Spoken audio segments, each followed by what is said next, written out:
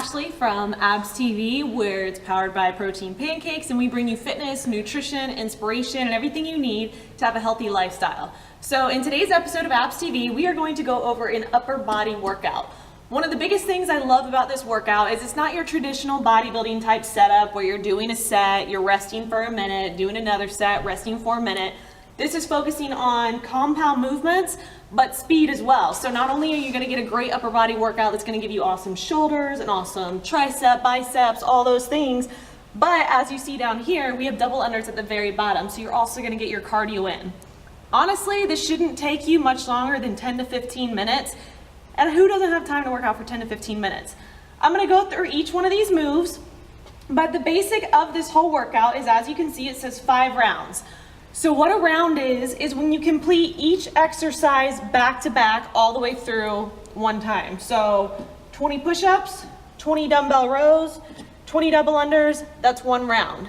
No resting in between, you're just gonna keep this cycle going.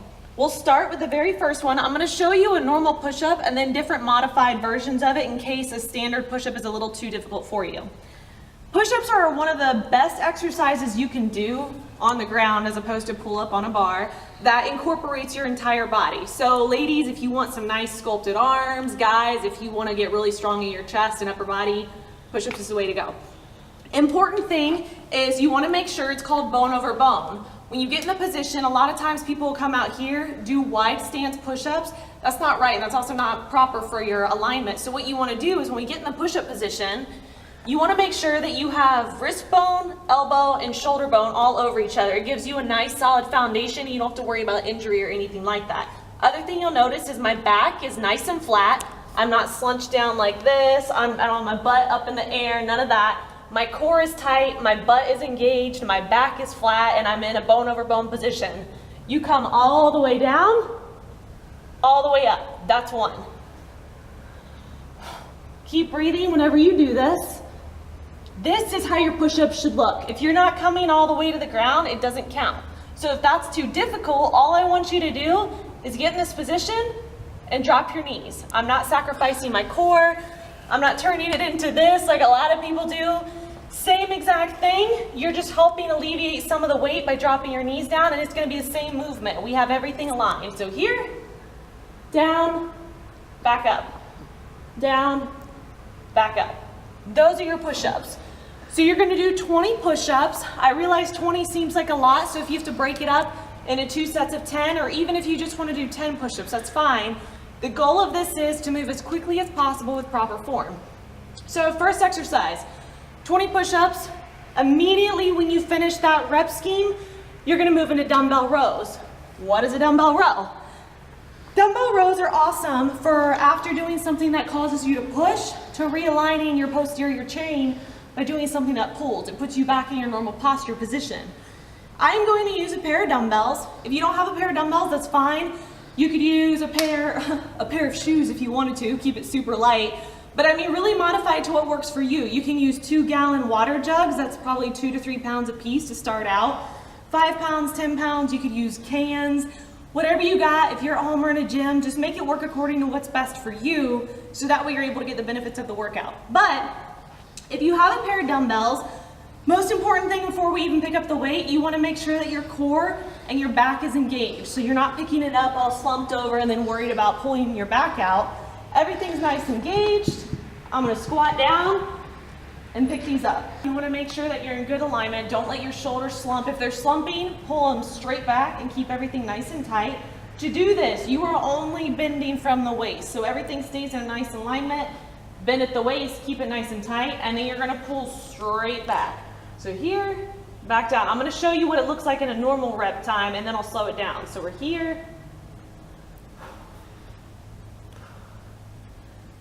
Now, to slow it down to show you exactly what I'm doing, if you're using cans or if you're using gallon jugs, whatever, when you're right here, you want to make sure that you're not doing any of this to pull it up. This is solely from the waist up that you're moving. Everything else is engaged, so it's a compound movement because you're going to feel your hamstrings, your butt, and all that. But the only part that's moving is right here, pulling straight back and squeezing the shoulder blades back.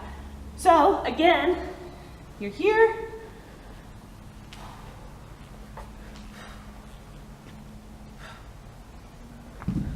that is a dumbbell row. So you're gonna do 20 reps of that directly after 20 push-ups. You're gonna be out of breath because this is meant to move at a fast pace. 20 push-ups, 20 dumbbell rows, then we finish one round with 20 double unders. A lot of people can't do double unders, that's okay. I'm gonna demonstrate to you some modified ways of doing it. The point behind this is that it's getting you your cardio exercise without sprinting, without running, without any of that. If you don't have a jump rope, don't worry, I'm gonna explain how to do that too. So double unders, you keep your shoulders locked in, elbows close to your side, and it's all in the speed of your wrist movement.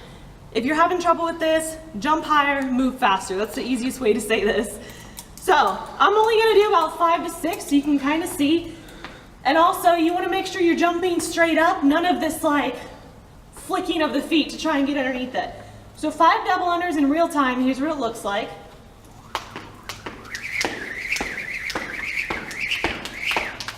Five double unders. If you don't have a jump rope and you want a similar effect, you're gonna do something called hip taps. So hip taps, you're gonna do similar to a jump rope, except for you have to tap your hips twice before your feet hit the ground. So this is what a hip tap looks like. You're having to still jump just as high. You're still getting that double effect. You're still gonna be out of breath like you can tell I'm starting to get to. If you have a jump rope and you just wanna do singles, typical rule is you wanna double whatever the double under says. So instead of 20 double unders, just right here, 40 singles as fast as you can. If you don't have a jump rope, I wouldn't do taps, only because it's not really the same thing. Just do 40 jumping jacks. And once you finish this, that is one round. As you can tell, I'm already breathing kind of heavy because it's a workout. But the goal is 5 rounds and as fast time as possible, 20 push-ups, then 20 dumbbell rows, then 20 double unders, 5 times through. Keep your time, work hard.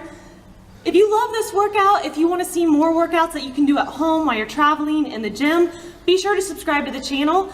Leave us a comment below if you have something specific you want to see, and we'll make a video for you. But until next time, thanks so much for watching, and I'll see you later.